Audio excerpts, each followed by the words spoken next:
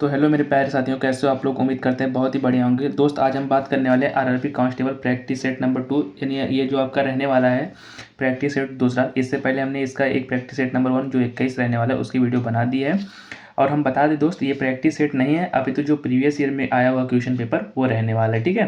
क्योंकि ये जो आपकी ये 20 प्रैक्टिस सेट की श्रृंखला रहने वाली है और 2 आपके प्रीवियस ईयर क्वेश्चन रहने वाले हैं। तो हमने क्या किया है कि पहले प्रीवियस ईयर क्वेश्चन पेपर को करा है, उसके बाद जाके आपका प्रैक्टिस सेट नंबर 1 से शुरुआत होगी, ठीक है। तो आपका प्रीवियस नंबर 1 क्वेश्चन नंबर जो है सेट 21 का वो हो चुका है। ये सेट नंबर 2 और प्रीवियस ईयर का आपका कब का पेपर है भैया, ये 19/2/2019 की द्वितीय पाली।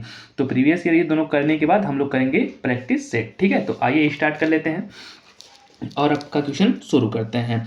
जैसा कि आपका दिया गया है, किसी तत्व की हाइड्रोजन परमाणु की वह संख्या जो उस तत्व को एक परमाणु के साथ संयोजित या विस्थापित करती है क्या कहलाती है। तो वो कहलाती भैया आपकी संयोजकता, ठीक है। आपका अगला देख लेते हैं, सरिया शब्द किस धर्म से संबंधित है। तो ये है आपका भैया इस्लाम धर्म से संबंधित है। ऐसा कोई धर्म नहीं है जो ईसाई धर्म, सिख धर्म या हिंदू धर्म में आता है। इस्लाम धर्म में जो आता है सरिया शब्द आता है, ठीक है। ये मुस्लिम शब्द से संबंधित है। अगला दिया गया आपका रियो ओलंपिक 2016 में पुरुष वॉलीबॉल में निम्नलिखित में से विजेता कौन सा देश था भैया। तो कौन सा देश था, तो वो था भैया आपका ब्राजील। एक मिनट नीचे आपको देख लेंगे यहाँ पे, तो वो था आपका ब्राजील, ठीक है। तो हम किसके साथ विकल्प लगाएंगे, ब्राजील के साथ। एक चीज़ और बता दें दोस्त, जो बच्चे आरआरबी एनटीपीसी की तैयारी कर रहे हैं उनके लिए मेरा आपसे यही निवेदन रहेगा कि अभी से बिल्कुल मेहनत और लगन से अगर लग गए ना तो आपका ये जो है पेपर बिल्कुल आसानी से क्लियर होगा। लेकिन अगर आप लोग अभी से मेहनत नहीं करते हैं तो आपका पेपर क्लियर नहीं हो पाएगा, ठीक है। तो अभी से बिल्कुल मेहनत और लगन से लग जाइए और अपने आरआरबी जो एनटीपीसी आरपीएफ का ये question paper previous year question paper है, इसको बिल्कुल अच्छे से रट डालिए और जितना भी क्वेश्चन आपको आए या जो भी आपको कठिन लगे उसको नोट करिएगा, क्योंकि नोट्स आपको एग्जाम की दृष्टि से बहुत ज़्यादा इंपॉर्टेंट और मददगार साबित होते हैं। ये हमने बहुत एग्जाम दिया है और हमारा एक्सपीरियंस बता रहा है कि बच्चे जिसके पास नोट्स होता है ना वो बहुत ही मज़ेदार होता है, लेकिन जिसके पास नोट्स नहीं होता है तो बाद में वही क्वेश्चन अगर रिपीट करता है तो आप लोग उसका गलत आंसर लगा के आते हैं। तो इसलिए अगर आप लोग को अच्छे से क्वेश्चन को तैयारी करना है तो नोट्स आप लोग बनाते चलेंगे, ठीक है। अगला देख लेते हैं आप लोग के लिए, अटल पेंशन योजना की शुरुआत कब की गई थी। तो ये की गई थी भैया आपकी 2015 में, ठीक है।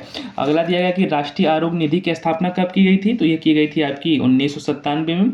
आपका छठवां दिया गया कि विश्व प्रसिद्ध ज्योतिर्लिंग मंदिर कहाँ पर स्थित है। तो ये है आपका भैया तमिलनाडु में।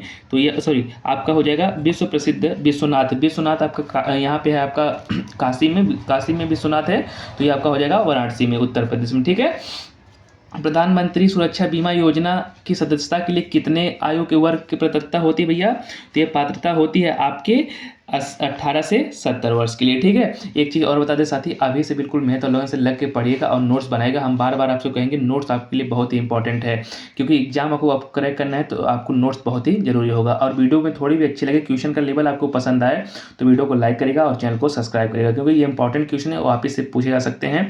और जहाँ पे आपने एक क्वेश्चन किया तो एक क्वेश्चन के बाद आप लोग समझ सकते हैं कि आप लोग कितने लड़कों से आगे निकल सकते हैं। तो इसलिए एक भी क्वेश्चन को आपको मिस नहीं करना है और बिल्कुल मेहनत और लगन से पढ़ते रहना है, ठीक है। तो आइए मेरे प्यारे मित्रों, अगला देख लेते हैं क्वेश्चन 8वां दिया गया है कि बर्फ को जल में परिवर्तित करने के लिए आवश्यक ऊष्मा की मात्रा को कहा जाता है। तो क्या कहा जाता है भैया, ये कहा जाता है आपके ऊर्ध्वपातन की गुप्त ऊष्मा, ठीक है। आपका अगला देख लेते हैं, ये कहा जाता है कि बर्फ संलयन की गुप्त ऊष्मा। ये गलत हो जाएगा आपका, बर्फ को बदलने के लिए कहा जाता है तो वो बर्फ की संलयन कहेंगे, ठीक है। तो बर्फ को अगर हम बदलेंगे तो उसको क्या कहेंगे, बर्फ के संलयन की गुप्त ऊष्मा, ठीक है। कौन सी एक हिमालयी नदी है जो हिमालय से निकलती है। तो आप लोग बताएंगे, नदियों से आपका क्वेश्चन हर बार एग्जाम में रहता है तो नदी आप लोग अच्छे से क्लियर करेंगे, ठीक है। जो ब्रह्मपुत्र हो जाएगा इसका आंसर। आपका 10वां दिया गया, प्रसिद्ध यात्री निकोलो कोंटी किस देश के थे भैया। तो निकोलो कोंटी कहाँ के थे, तो ये थे आपके भैया ये हो जाएंगे आपके इटली के, ठीक है। निकोलो कोंटी कहाँ के थे, इटली के, ठीक है। भारत के राष्ट्रीय अभिलेखकार की देखभाल कौन सा मंत्रालय करता है। तो ये करता है भैया आपका संस्कृत मंत्रालय, ठीक है। इसको आप लोग अच्छे से नोट करेंगे। 12वां क्वेश्चन देख लेते हैं, राज्यसभा की अधिकतम सदस्य की संख्या कितनी होती है। तो ये होती है भैया आपके 250। ये होता है राज्यसभा के अधिकतम सदस्यों की संख्या, ठीक है। क्वेश्चन नंबर 13 आपका दिया गया कि निम्नलिखित में से कौन सा एक जटिल समाहिनी उत्तक है भैया। तो वो हो जाएगा आपका फ्लोएम, ठीक है। क्वेश्चन नंबर 14 देख लेते हैं। रणनीति विज्ञान में PIAL शब्द का पूर्ण रूप ना, तो इसका पूर्ण रूप क्या हो जाएगा भैया? तो इसका हो जाएगा पब्लिक इंटरेस्ट और लिटिगेशन, लिटिगेशन। तो ये हो जाएगा आपका तीसरा राइट आंसर। ठीक है, 14वां क्वेश्चन देख लेते हैं। आपका 14 दिया गया है आपका वर्ष 1859 से 60 में नील विद्रोह में बंगाल के किसानों ने फसल उगाने से इनकार क्यों कर दिया भैया? तो ये भैया आपका कर दिया था, ये कौन सी फसल थी भैया? नील की फसल। नील की फसल उगाने से क्या किया था? इनकार कर दिया था। ठीक है, 16वां क्वेश्चन देख लेते हैं भैया। मानव की आंख में दृष्टि पटल पर आंखों के पीछे बनने वाली किसी आकृति का निर्माण होता है? कहाँ पर होता है मेरे भाई? तो ये होता है आपका रेटिना के द्वारा। ठीक है, जो आपके मनुष्य का जो प्रतिबिंब बनता है आंखों का, वो रेटिना के द्वारा, क्योंकि जब आकाश की प्रकाश की किरणें आती हैं मांसपेशियों टकराती हैं तो वो जाके पीछे रेटिना पर बनती हैं, और रेटिना पर जो होता है ना मेरे भाई, वो उसका वास्तविक प्रतिबिंब नहीं बनता, उल्टा बनता है। तो जो दृष्टि नाड़ियाँ होती हैं उस उल्टे प्रतिबिंब को पहुंचाती हैं मस्तिष्क तक, और मस्तिष्क के अनुभव के आधार पर हमें प्रतिबिंब कैसा दिखाई देता है? सीधा दिखाई देता है। तो जब आप लोग ये मानव नेत्र और रंग बिरंगा संसार पढ़ेंगे तो वहाँ पे आपको इसका पूरा क्लियरिटी मिल जाएगी। एक चीज़ और बता रहे दोस्त, अगर ये जो आपका फिजिक्स का और आपका बायोलॉजी का और ये आपका केमिस्ट्री का क्वेश्चन रहने वाला है ना, अगर आप लोग कक्षा 9-10 के ये अगर आप साइंस की बुक पढ़ लेते हैं तो मेरा यकीन मानेगा आप लोग का बिल्कुल अच्छा नंबर आ जाएगा। ठीक है, तो ये साइंस के और फिजिक्स के जितने भी क्लियर करने हैं क्वेश्चन को, अगर आप लोग साइंस अगर पढ़ेंगे, अच्छे से पढ़ना चाहते हैं तो कक्षा 9-10 उठा लीजिए और बिल्कुल मेहनत से पढ़ डालिए। ठीक है, 17वां क्वेश्चन दिया गया है आप लोग के लिए मेरे भाई कि भारत में रूल ऑफ लॉ की विशेषताएं निम्नलिखित में से कहाँ से ली गई है, किस संविधान से ली गई है ना? तो ये हो जाएगा आपका 17वें का क्वेश्चन, ये होगा आपका ब्रिटिश। ठीक है, कहाँ से ली गई भैया? ब्रिटिश संविधान के द्वारा ली गई है। ठीक है, क्वेश्चन नंबर 18 दिया गया है आपका भैया कि भारतीय संविधान में निम्नलिखित में से कौन सा अनुच्छेद संसद और राज्य की विधानसभाओं द्वारा बनाए गए कानूनों की विषय वस्तु से संबंधित है? तो ये हो जाएगा आपका क्वेश्चन नंबर 246। ठीक है, जो आर्टिकल 246 है वही संबंधित हो जाएगा। ठीक है, आपको 19 दिया गया कि वास्को डिगामा ने यूरोप से भारत के लिए एक नए समुद्री मार्ग को खोजा। तो ये खोजा था भैया आपके पुर्तगाल से। वास्को डिगामा कहाँ का रहने वाला था? पुर्तगाल का रहने वाला था। क्वेश्चन नंबर 20 दिया गया, निम्नलिखित में से कौन सा कोशिका द्रव्य कई छोटे द्रव्य, एक मिनट फिर से पढ़ लेते इसको। निम्नलिखित में से कौन सा कोशिका द्रव्य कई छोटे दानों के साथ साइटोप्लाज्मा एवं स्वतंत्र रूप से बिखरा हुआ या एंडोप्लाज्मिक रेटिकुलम की झिल्लियों से जुड़ा हुआ होता है? तो ये होता है भैया आपका राइबोसोम होता है। ठीक है, क्वेश्चन नंबर 21 देख लेते हैं। प्रकाश के विसरण के कारण प्राप्त रंगों को बैंड कहा जाता है। तो ये हो जाता है भैया आपके स्पेक्ट्रम के आधार पर जो होता है प्रकाश किरणों को क्या कहता है? आपको बैंड कहा जाता है। ठीक है, क्वेश्चन नंबर आपका 22 देख लेते हैं कि खिलाड़ी हेनरी कूपर और माइक टायसन निम्नलिखित में से किस खेल से जुड़े हैं? तो भैया जो कूपर और माइक टायसन है, तो ये आपका जो जुड़े हुए हैं ना भैया, ये जुड़े हैं, विकल्प यहाँ पे देख लेते हैं आपका, ये जुड़े हुए हैं आपका, कौन था आपके जो टायसन थे, ये जुड़े हुए हैं आपका भैया मुक्केबाजी से। ठीक है, तो किससे जुड़े हुए हैं? मुक्केबाजी से। आपका अगला देख लेते हैं, भारत में संघ लोक सेवा आयोग के पहले अध्यक्ष कौन थे? तो पहले अध्यक्ष थे भैया आपके सर रास बर्कर। ठीक है, हिमालय की सर्वाधिक उत्तरी सीमा के रूप को जाना जाता है, तो किस रूप में जाना जाता है? तो उसे जाना जाता है महान हिमालय या हिमाद्री के रूप में। ठीक है, क्वेश्चन नंबर 25 आपका देख लेते हैं कि मानव शरीर में निम्नलिखित में से कौन सी कोशिका का उभयावल आकार की होती हैं? तो लाल रक्त जो कोशिकाएं होती हैं वो किस आकार की होती हैं? उभयावल आकार की होती हैं। ठीक है, निम्नलिखित में से कौन सी गंगा नदी की सहायक नदी प्रायद्वीप ऊंची भूमि से निकलती है? तो कौन सी निकलती है भैया? तो ये निकलती है आपकी चंबल नदी जो होती है ऊंची प्रायद्वीप भूमि से निकलती है। आपका 27वां क्वेश्चन देख लेते हैं कि एक लेंस की दृष्टि केंद्र से होकर गुजरने वाला प्रकाश किरण कहलाता है। तो वो कहलाता है आपका भैया अविचल विवर्ती प्रकाश की किरण। ठीक है, आपका क्वेश्चन नंबर 28 दिया गया मेरे भाई कि वर्ष 1938 में किसकी अध्यक्षता में राष्ट्रीय योजना समिति की स्थापना की गई थी? तो ये की गई थी भैया जवाहरलाल नेहरू की अध्यक्षता में। आपका अगला क्वेश्चन दिया गया क्वेश्चन नंबर 29, वेद थंगल पक्षी अभयारण्य कहाँ पर स्थित है? तो वेद थंगल जो पक्षी अभयारण्य है भैया आपका ये स्थित है आपका भैया तमिलनाडु में। ठीक है, अगला क्वेश्चन दिया गया आपका निम्नलिखित में से कौन सा शब्द बिलियर्ड से संबंधित है? तो ये है आपका भैया बिलियर्ड से संबंधित कैनन, जो किससे संबंधित है? बिलियर्ड से। ठीक है, अब नीचे वाला क्वेश्चन आपका देख लेते हैं यहाँ पे आपका क्वेश्चन नंबर रहने वाला है 31 क्वेश्चन देख लेते हैं कि वर्ष 1922 से 1923 में स्वराज पार्टी के पहले अध्यक्ष कौन थे? तो वो थे आपके भैया चित्तरंजन दास जी। ठीक है।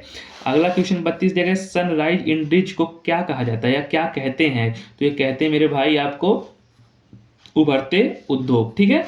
क्वेश्चन नंबर 33 आपका दिया गया है कि निम्नलिखित में से किसको शुष्क बर्फ के नाम से जाना जाता है? तो वो जाना जाता है भैया आपको ठोस कार्बन डाइऑक्साइड को जानते हैं भैया शुष्क बर्फ के नाम से। एक चीज़ और बता दें दोस्त, वीडियो बहुत ही मज़ेदार और ज़बरदस्त है और इसलिए आपको अगर पसंद आए तो वीडियो को लाइक करिएगा और ज़्यादा से ज़्यादा दोस्तों के साथ शेयर करिए ताकि वो इस वीडियो का लाभ ले सकें और अच्छे से अपने जीके जीएस के क्वेश्चन को तैयार कर सकें। क्योंकि जो जीके जीएस के क्वेश्चन को तैयार किया उसका ये पेपर हो जाएगा, निकल जाएगा, लेकिन जो जीके जीएस से खिलवाड़ किया उसका ये पेपर निकलने वाला नहीं है। तो मेरे भाई, मेरे प्यारे बहनों, जो भी इस वीडियो को देख रहे हैं, वीडियो से खिलवाड़ बिल्कुल मत कीजिए।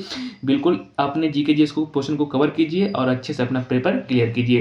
क्योंकि अगर ज़्यादा आप समय बिताएंगे तो ज़्यादा समय बिताने से आपका जो तो टाइम भी खराब होगा, ज़्यादा पैसे भी लगेंगे फॉर्म भरने के चक्कर में, और कहाँ पे सेंटर जाता है वहाँ पे जाने में पैसे से खर्च होते हैं। तो इसलिए इतनी मेहनत कीजिए कि आपको इसके बाद कोई एग्ज़ाम भरने की ज़रूरत ना हो। जिन बच्चों का सपना है कि हमको आरपीएफ कांस्टेबल निकालना है, वो उनके लिए हम बता रहे हैं कि जीके जीएस आप लोग अपना अच्छा कीजिए। मेरी गारंटी रहने वाली है कि आप लोग 100% आरपीएफ के कांस्टेबल को निकाल लेंगे। ठीक है। कोई ज़्यादा कठिन कार्य नहीं है आप लोग के लिए। हम पहले ही बता चुके हैं कि साइंस वाला पोर्शन कवर करना है तो 9-10 की साइंस को उठा लीजिए और बिल्कुल अच्छे से पढ़ जाइए। और जो बचा आपका बाकी जीके जीएस का पोर्शन, सॉरी जीके का पोर्शन, उसको आप लूसेंट की बुक ले लीजिए और उसमें टॉपिक वाइज दिया गया, आप वहाँ से उसको कवर कर लीजिए। ठीक है। और बाकी साथ ही इतना करने के साथ बाकी प्रैक्टिस करते चलिए। ठीक है। अब 34वां क्वेश्चन देगा कि निम्नलिखित में से कौन सा भारत का पहला नागरिक कौन है? तो भारत का पहला नागरिक कौन है भैया? आप लोग को पता होगा, ये आप लोग के लिए बहुत ही फेमस और इंपॉर्टेंट क्वेश्चन है। तो भारत का जो पहला नागरिक होता है वो भारत का राष्ट्रपति होता है। ठीक है दोस्त। और अगला क्वेश्चन देख लेते हैं आपके लिए, डिजिटल साक्षरता कार्यक्रम दिशा। ठीक है। डिजिटल साक्षरता कार्यक्रम दिशा का पूर्ण रूप क्या है? तो इसका जो पूर्ण रूप हो जाएगा मेरे भाई, तो वो हो जाएगा आपका डिजिटल साक्षरता अभियान। ठीक है। 36 क्वेश्चन आपका दिया गया है, निम्नलिखित में से कौन सा एक जैव मंडल संरक्षित क्षेत्र नहीं है? तो जैव मंडल संरक्षित क्षेत्र जो है आपका नहीं है, तो ये हो जाएगा आपका दाची गाम जो है भैया जैव मंडल संरक्षित क्षेत्र नहीं है। 37 दिया गया, निम्नलिखित में से कौन सी संधि प्रथम आंग्ला मराठा से संबंधित है? तो ये है आपकी भैया साल बाई की संधि। आपका 38 दिया गया, निम्नलिखित में से कौन सा एक कर राजस्व है? तो राजस्व कर क्या होता है मेरे भाई? तो ये होता है आयकर, जिसको हम बोलते हैं भैया राजस्व कर। अगला क्वेश्चन आपका देख लेते हैं, क्वेश्चन नंबर 39 आपका दिया गया है कि भैया भारत की लोकसभा का वास्तविक अधिशासी है। तो लोकसभा का जो वास्तविक अधिशासी होता है ना मेरे भाई, वो होता है आपका प्रधानमंत्री जी। ठीक है। और क्वेश्चन नंबर 40 दिया गया कि रात्रि आकाश में चमकने वाली समस्त पिंडों को क्या कहा जाता है? तो वो कहा जाता है भैया खगोली पिंड, जो रात्रि में चमकते हैं। 41 दिया गया कि निम्नलिखित में से किस खेल में किसी प्रतिद्वंदी को पटकनी देकर रखने के लिए अंक दिए जाते हैं? तो वो कौन सा खेल होता है? आप लोग पता होगा, ये होता है कुश्ती। ठीक है। दुनिया में हीरे का सबसे बड़ा उत्पादक देश कौन सा भैया? वो है आपका ऑस्ट्रेलिया। ठीक है। संविधान सभा की पहली बैठक के अस्थायी सदस्य कौन थे भैया? आपको पता होगा, सच्चिदानंद सिन्हा 9 दिसंबर 1946। फिर 11 दिसंबर को जो डॉक्टर राजेंद्र प्रसाद जी को अस्थायी सदस्य बना दिया गया। ठीक है। 44 दिया गया, स्केट और पिस्तौल शब्द किस खेल से जुड़े हैं? तो ये जुड़े हैं भैया आपके शूटिंग से। ठीक है। भारतीय ओलंपिक संघ के संस्थापक अध्यक्ष कौन थे? ठीक है। तो ये थे आपके भैया सर दोराबजी टाटा। ठीक है। क्वेश्चन नंबर 46 आपका दिया गया है कि निम्नलिखित में से कौन सा भारतीय संविधान की कौन सी अनुसूची अनुसूचित क्षेत्रों के प्रशासन और नियंत्रक से संबंधित है? तो कौन सी सूची है? तो वो है भैया अनुसूची 5। ठीक है। वो किससे संबंधित है? वो संबंधित है अनुसूचित क्षेत्रों के प्रशासन और नियंत्रक से संबंधित है। ठीक है। ये हो जाएगा आपका 45वां क्वेश्चन। 5 क्वेश्चन और बचे हुए मजेदार। फटाफट से वीडियो को लाइक कर दिए। अगर वीडियो पसंद आए दोस्त तो आप लोग वीडियो को लाइक करिएगा और चैनल को सब्सक्राइब करिएगा। ठीक है। आइए देख लेते हैं आपका 47 क्वेश्चन दिया गया, निम्नलिखित में से कौन सा लक्षद्वीप की शांति और प्रगति और अच्छी सरकार के लिए कानून बना सकता है मेरे भाई? तो कौन सा बना सकता है? तो वो बना सकता है भैया राष्ट्रपति जी। ठीक है। 48 दिया गया आपका, किसने गांधी जी से चंपारण में किसानों की समस्याओं पर ध्यान देने का अनुरोध किया था? तो आप लोग को पता होगा कि जो गांधी जी के थे राजकुमार शुक्ल जी, उन्होंने गांधी जी से क्या किया था? आपका अनुरोध किया था कि गांधी जी जो है बिहार की समस्याओं का हल करें। ठीक है, आपका 49 दिया गया कि मानसूनी हवाओं की प्रकृति क्या होती है। तो मानसूनी हवाओं की आपको प्रकृति बताना है। तो ये मानसूनी हवाओं की प्रकृति होती है भैया आपकी स्पंदामन। ठीक है, ये होती है मानसूनी हवाओं की प्रकृति। ठीक है, स्पंदमान जो होती है मानसूनी हवाओं की प्रकृति, मोस्ट इंपोर्टेंट क्वेश्चन, इसको अच्छे से नोट करिएगा। आज के लिए लास्ट और मजेदार क्वेश्चन रहने वाला है आप लोग के लिए। निम्नलिखित में से कौन सा एक प्राकृतिक वातावरण नहीं है। तो प्राकृतिक वातावरण कौन सा नहीं है आपका भैया, उपवन। ठीक है, ये प्राकृतिक वातावरण नहीं है। अब एक चीज और आप लोग को बता दें उससे पहले दोस्त, ये आप लोग देख सकते हैं यहाँ पे शुरू में, ये आपका प्रैक्टिस सेट शुरू होने वाला है। अभी तक जो हमने कराया है वो आपके लिए रहने वाला है आपका प्रीवियस ईयर क्वेश्चन पेपर, और इसके बाद ये किरण पब्लिकेशन का जो 22 प्रैक्टिस सेट है, ये कल से इसकी शुरुआत होगी। इसमें आप लोग हमने 2 पढ़ लिया है आज, और 20 बचे हुए हैं जिसकी शुरुआत आपकी कल से रहने वाली। ठीक है, और एक चीज़ और दोस्त, इस वीडियो को ज़्यादा से ज़्यादा लाइक करेगा और इस वीडियो को लाइक करेगा और चैनल को सब्सक्राइब करेगा। ठीक है, मिलते हैं एक और मज़ेदार वीडियो के साथ, तब तक के लिए पढ़ते रहिए और बिल्कुल अच्छे से रहिए। ठीक है।